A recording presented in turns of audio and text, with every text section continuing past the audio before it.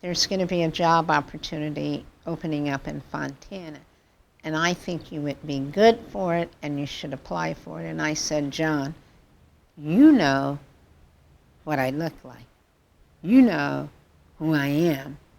Why would you suggest that I apply for a job in Fontana? And he said, Fontana's leadership is ready for a change. If you make the top 3, the job is yours. And that's how I got to Fontana. When I told my aunt I was one of the final candidates, she said, do you all need the money that bad? What job was it?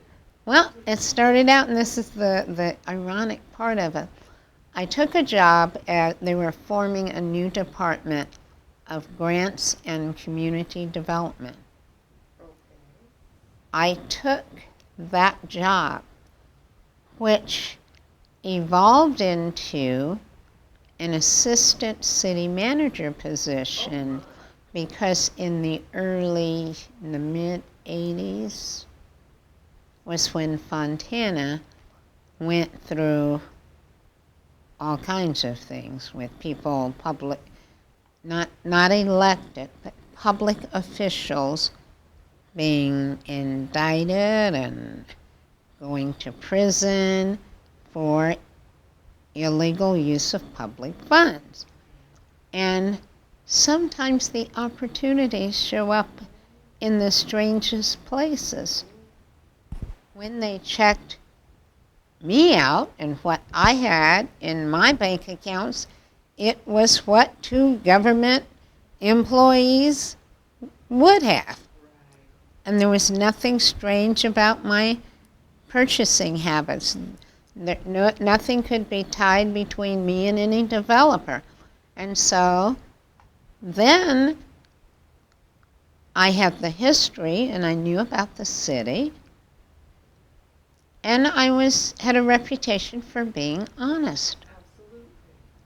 And so at one point in time in Fontana, I held every department head position except for police chief. And I always used to tease the cops that they remained stable because the thought of me with a gun was overpowering for them.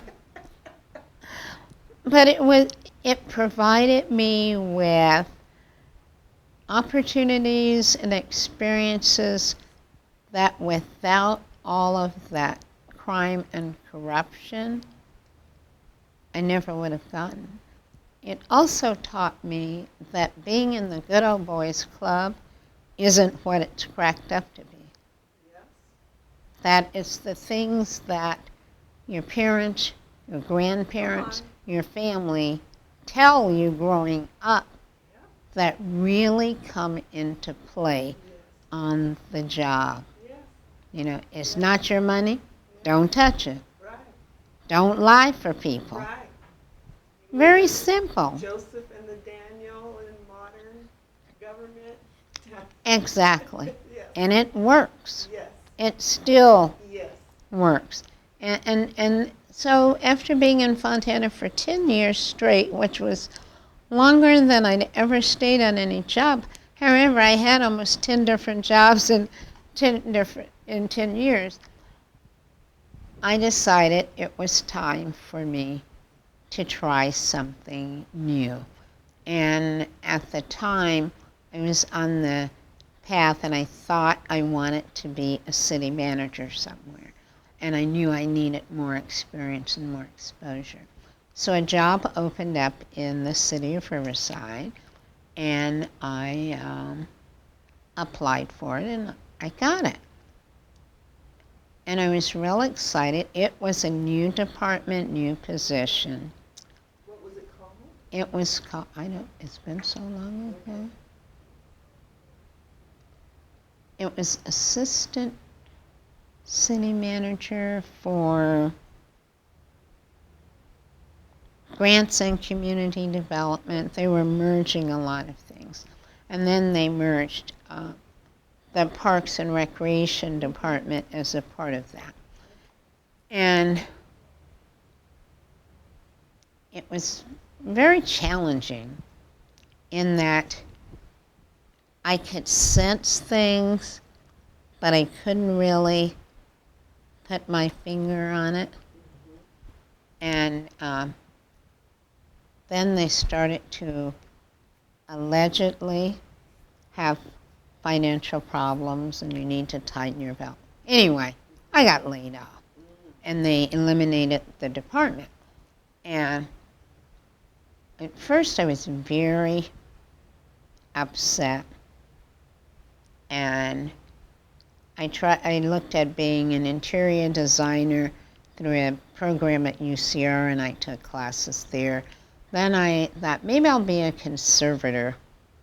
And then a woman who is a very dear friend and works for me now said to me one day, "Why don't you do what you know how to do?" And I started to look at that. And I talked to my mentor about being a consultant, and he said, "You've worked with consultants. You've hired consultants. How many of them were smarter than you?" And I thought, okay. As a woman of color, I had never seen a lot of consultants who looked like me. And so I thought, oh, well, if it doesn't work, I know what I can do. I told my mother I was thinking about that. And she said, "Are you sure?" And I said, yeah. And I remembered and reflected on my parents always taught us, get an education, get a good job. They never said, do it for yourself. She knew that would work. Yep. Yep. And 18 years later, I'm still working for myself. And although I'm in about 4 or 5 protected classes, I would have a hard time working, doing what I did, because many folks in the workforce have a different value system than I do. Yes. And I don't have the political correctness Okay. that I had 30, 40 years ago.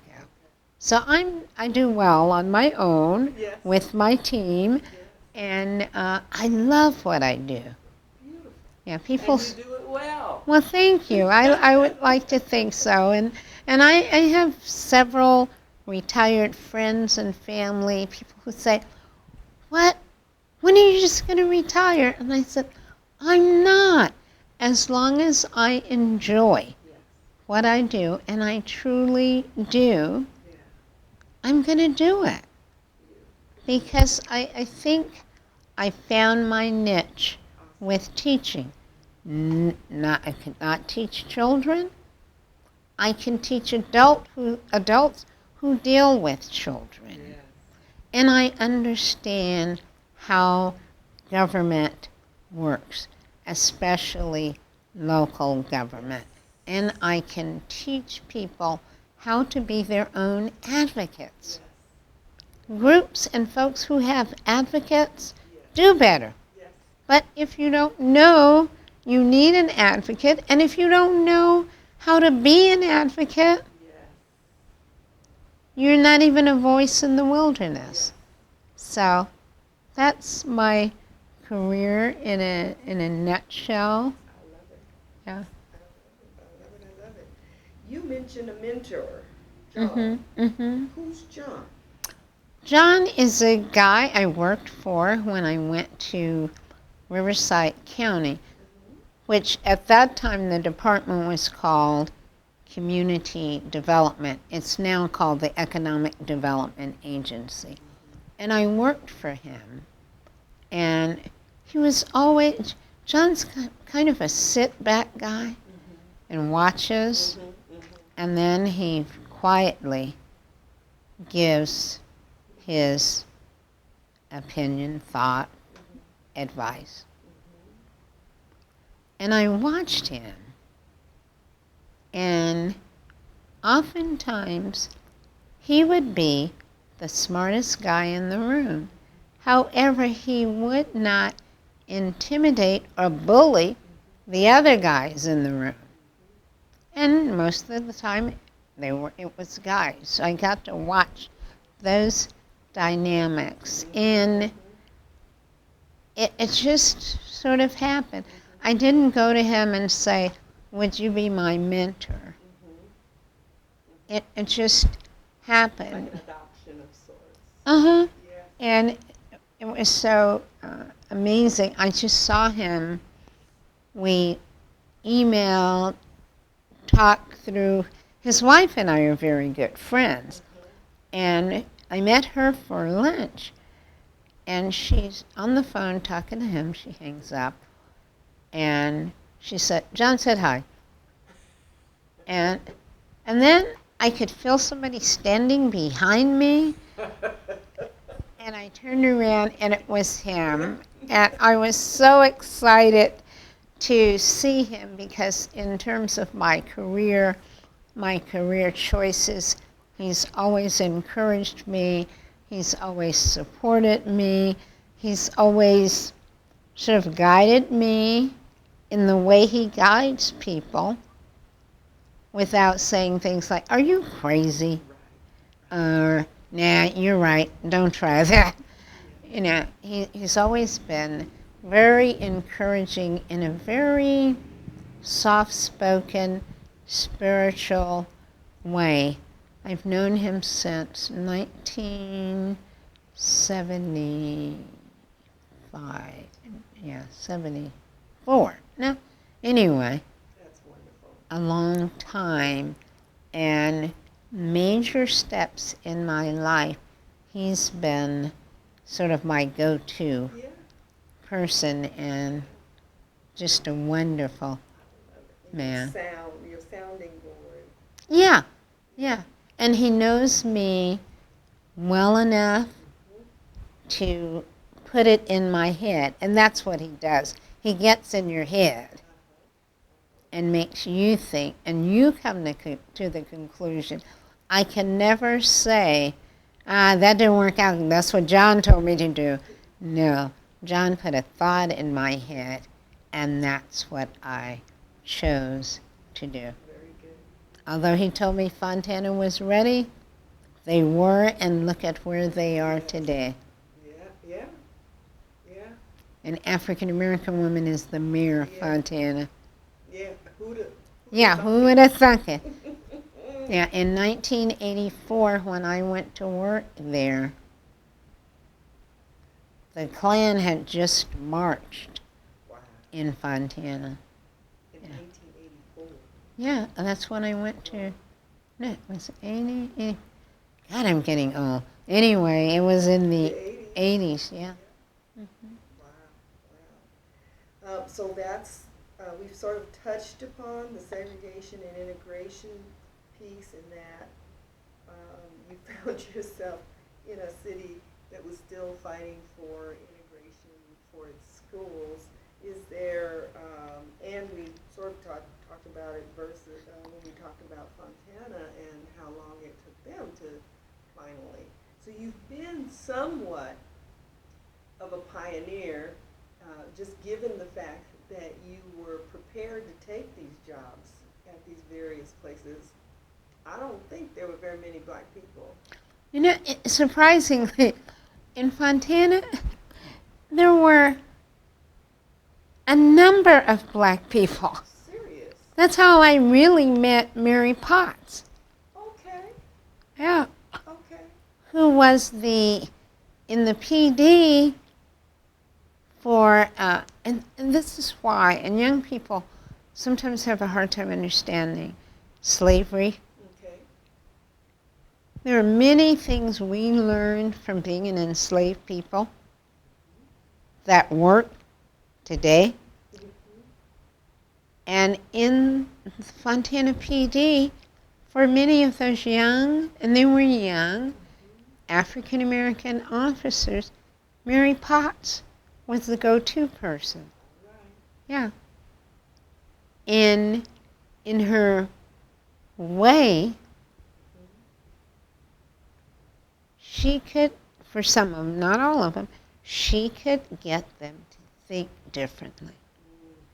Which, if you think differently, it changes your behavior. There were a number of people in the public works yard.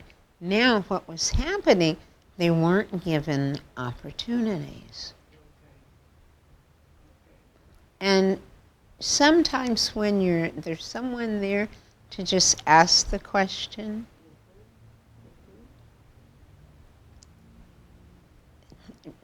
groups take one of two directions. They go, uh-oh, maybe we do need to look at that. Others tend to isolate and move you out. But as survivors of slavery, we know to always